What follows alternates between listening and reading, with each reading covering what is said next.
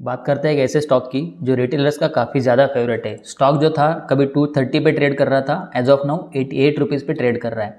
Stock का नाम है IRFC। आज में हम इसलिए इसको एनालाइज कर रहे हैं ताकि काफ़ी ज़्यादा रिटेलर्स जो है इसमें फंसे हुए हैं और काफ़ी डिमांड भी आ रही है कि IRFC के बारे में बताइए। तो एज ऑफ नाउ स्टॉक की अगर बात करें मंथली टाइम फ्रेम में आपको दिखाना चाहूँगा। मंथली टाइम फ्रेम पे स्टॉक बिल्कुल भी जो है पिट चुका है। यहाँ पे कंटिन्यूसली सेलिंग आ रही है। स्टॉक में सेलिंग जो मिली है हमें कंटिन्यूसली डाउन ट्रेंड में मिल रही है और जो सेलिंग हुआ है ये काफ़ी ज़्यादा एग्रेसिव बोला जाएगा। एग्रेसिव मैं क्यों बोल रहा हूँ, क्योंकि बिल्कुल भी बाइंग नहीं हो रहा है। यहाँ पे फर्स्ट सेकंड थर्ड फोर्थ 4 महीने बाइंग हो गया। अगर वो बाइंग अगर मार्केट नहीं सस्टेन कर पाया, इसका मतलब ये चारों बायर्स ट्रैप हो चुके हैं चारों महीने के। अब प्राइस इसके ऊपर जाना काफ़ी ज़्यादा मुश्किल हो जाता है। इसलिए मैं ये वीडियो इसीलिए बना रहा हूँ। मेरा कोई भी बाय या सेल का रिकमेंडेशन नहीं रहेगा, लेकिन मेरा ये बताने का, ये एनालिसिस करने का ये पर्पज़ था कि आपके पोर्टफोलियो में अगर ऐसा कोई स्टॉक है जो अपने लेवल्स को ब्रेक करना है, तो आपको बेटर आइडिया होनी चाहिए कि वो कब एग्जिट करना है आपको। अगर वो अपने लेवल सस्टेन नहीं कर पा रहा है तो विदाउट एनी डाउट आपको वो स्टॉक से एग्जिट होना है। कभी भी लंगड़े घोड़े पे पैसे बेट लगा के आपको कुछ फ़ायदा नहीं होगा, वो अपना टाइम वेस्ट करेगा। और यही स्टॉक के बारे में हमने यहाँ पे देख सकते हैं, मैं वीकली का चार्ट यहाँ पे लगाता हूँ और आप यहाँ पे देख सकते हैं ऑलरेडी मैंने वीडियो इसका डिटेल में बनाया हुआ था। वीडियो बनाया था ऑलमोस्ट फरवरी में, जबकि प्राइस 103.5 के अराउंड ट्रेड कर रही थी और अभी देख सकते हैं 88 प्राइस ट्रेड कर रही है। मैंने यहाँ पे कुछ टारगेट भी दिए हैं, आप जाके डिटेल में वीडियो चेक कर सकते हैं। लेकिन मेन पर्पज़ ये था कि ये स्टॉक में बिक वाली हो सकती है, रिटेलर्स जो है और ज़्यादा ट्रैप होंगे, ये रीज़न बताया था। कुछ लोगों ने इस पे वीडियो बनाए थे, मैं यहाँ पे आपको दिखाता हूँ। इस तरीके से एक ट्रेंड लाइन ब्रेकआउट दिया था, यहाँ पे बाय करो ऐसे करके बनाया था हमने। उस टाइम भी यहाँ पे एक रील डाली थी कि यहाँ से एक सेलिंग एक्सपेक्टेड है और उसके बाद देखिए ये सेलिंग आई और हमने यहाँ पे 103 के प्राइस पे यहाँ पे वीडियो बनाया था कि यहाँ से सेलिंग हो सकती है। सेलिंग का रीज़न सिंपल था, यहाँ से एक डाउन ट्रेंड कन्फर्म हुआ था। डाउन ट्रेंड के साथ हमने क्या किया, विथ एक्शंस फिबोनाची मार्क किया, सप्लाई जोन मिला, यहाँ से सेलिंग था, हमने यहाँ पे सेल किया था। प्राइस वहाँ रिटेस्ट करने गई, वहाँ से वापस है प्राइस यहाँ तक अपने प्रीवियस डिमांड जोन तक आ चुकी है। अब देख सकते हैं 20% वहाँ से फॉल हो चुकी है ऑलमोस्ट प्राइस। अब देखिए प्राइस कहाँ पे है, क्या एग्जिट करना चाहिए। देखिए प्राइस जो है एक अच्छे खासे जोन में आ चुकी है। ये जो है एक बायर का एरिया भी बन सकता है। जब तक प्राइस इसके ऊपर है आपको ये स्टॉक में पुल बैक्स देखने को मिलेंगे और सेलिंग आता है तो सेलिंग भी जो है वो सेलिंग एब्सॉर्ब हो जाएगा। मैं ऐसा क्यों बोल रहा हूँ, क्योंकि स्टॉक जो है काफ़ी अच्छा खासा पिट चुका है। अब एक पुल बैक का एक्सपेक्टेशन है, अगर पुल बैक देता है तो इसी जोन से प्राइस को पुल बैक देना पड़ेगा, क्योंकि डिमांड जोन यहीं पे है। अगर डिमांड जोन ब्रेक करता है तो क्या करे, सिंपल सी बात है, अगर ये स्टॉक 72 के नीचे निकलता है, 72 भी काफ़ी ज़्यादा नीचे आएगी प्राइस, लेकिन अगर प्राइस 72 के नीचे निकलता है तो ये स्टॉक से एग्जिट होना बेटर ऑप्शन है। हालांकि मैंने यहाँ पे ही बोला था आप एग्जिट हो जाएंगे तो अच्छा है। अभी अगर आपने होल्ड किया है और आपको लग रहा है कि मेरे ऑलरेडी लॉसेस अच्छे खासे हो चुके हैं, तो सिंपल सी बात है 85 या 86 के नीचे क्लोजिंग आता है वीकली बेसिस पे, तो आपको इस स्टॉक से एग्जिट होना है। मैं यहाँ पे वीकली का चार्ट आपको दिखाता हूँ। यहाँ से एक बाइंग की एक्शन हुआ था, वापस एक पुल बैक की कोशिश हुई, लेकिन स्टॉक फॉल हो चुका। तो यहाँ पे कंफर्मेशन मिला है हमें ट्रेंड में कि प्राइस जो है डाउन ट्रेंड में ही जाएगी। तो यहाँ से पुल बैक ले चुके प्राइस, अब यहाँ से कंटिन्यूशन के चांसेस काफ़ी ज़्यादा है। प्राइस इस लेवल को टैप कर सकती है, तो आपको बेटर ऑप्शन रहेगा एक टाइम के लिए इस स्टॉक में से एग्जिट हो जाइए जब ट्रेंड का कंफर्मेशन मिलेगा। जस्ट फॉर एग्जांपल मैं यहाँ पे बताता हूँ आपको, अगर प्राइस यहाँ से नीचे निकलती है और यहाँ पे आके कोई बाइंग का पैटर्न प्राइस बनाती है, तब हम यहाँ पे वापस से एंट्री कर सकते हैं और ये अपना यहाँ से यहाँ तक का टाइम जो है वो टाइम भी अपना सेव हो जाएगा। वो आपके मनी जो पड़े रहे आपके पोर्टफोलियो में, जो खराब स्टॉक में अटके हुए हैं, वो भी यूटिलाइज हो जाएंगे। जस्ट फॉर एग्जांपल बताता हूँ, हमने यहाँ पे वीडियो बनाया था फरवरी में। फरवरी से अब तक स्टॉक ऑलरेडी 20% डाउन भी है और आपने जहाँ खरीदा है आपका लॉस भी चल रहा है। तो आपका टाइम और मनी दोनों का भी यहाँ पे नुकसान हो रहा है। यही अगर आप किसी अच्छे स्टॉक में इन्वेस्टेड रहते तो वही सेम स्टॉक आपको पोर्टफोलियो को अब तक ग्रो कर रहा होता। इसीलिए जो स्टॉक आपके पोर्टफोलियो में अच्छे नहीं है उनको आपको रीबैलेंस करना होता है विद हेल्प ऑफ जो मोमेंटम स्टॉक्स है।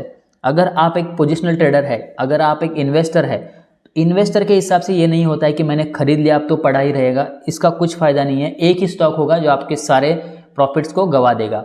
जो आपने सारे प्रॉफिट्स करेगा आप उसको एवरेज आउट करते रहेंगे और आपके प्रॉफिट जो है सारे बाकी स्टॉक्स भी ये प्रॉफिट लेके चला जाएगा। इसीलिए बोलते हैं कि जो आप स्टॉक ले रहे हैं उसको सही लेवल पे निकलना भी आपको सीखना पड़ेगा। जस्ट फॉर एग्जांपल मैं यहाँ पे बताता हूँ, यहाँ पे डिटेल मैंने एक्सप्लेन किया हुआ है कहाँ पे एग्जिट करना चाहिए, लेकिन अभी यहाँ पर हम एक आइडिया दे देता हूँ मैं आपको कहाँ पे। यहाँ पे एक मोमेंटम आपको देखने को मिल रहा होगा। ये मोमेंटम क्या सिग्निफाई कर रहा था कि यहाँ पे कोई स्ट्रॉन्ग बायर है।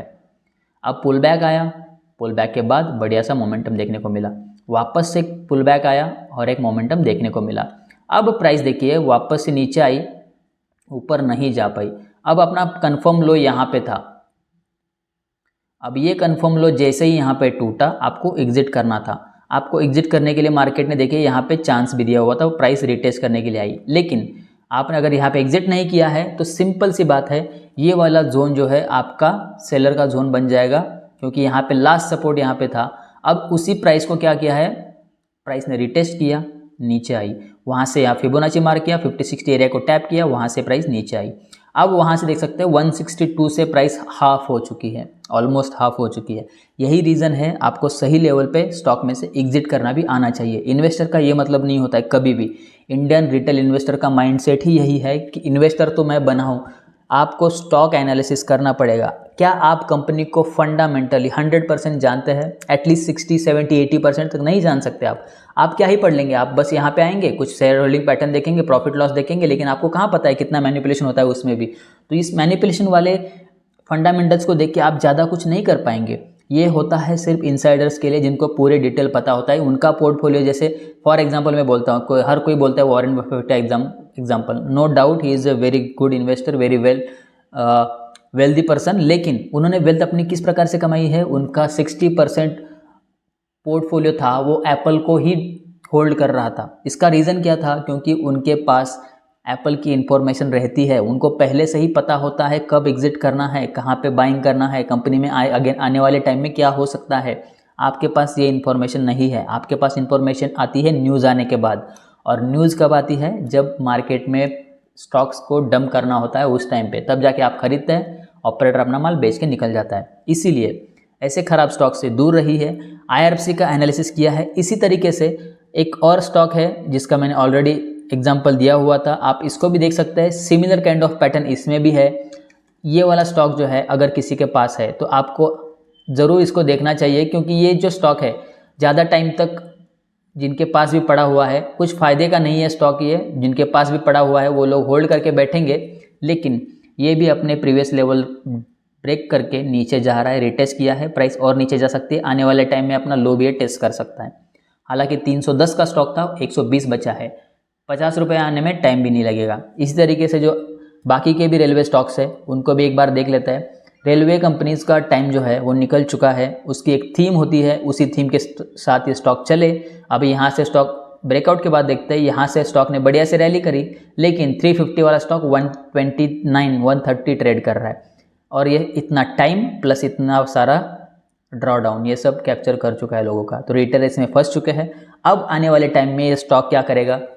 यहाँ से ऊपर जाने के चांसेस काफ़ी कम है। क्यों? क्योंकि यहाँ पे ट्रैप कौन हुआ है? यहाँ पे ट्रैप हुआ है रिटेलर।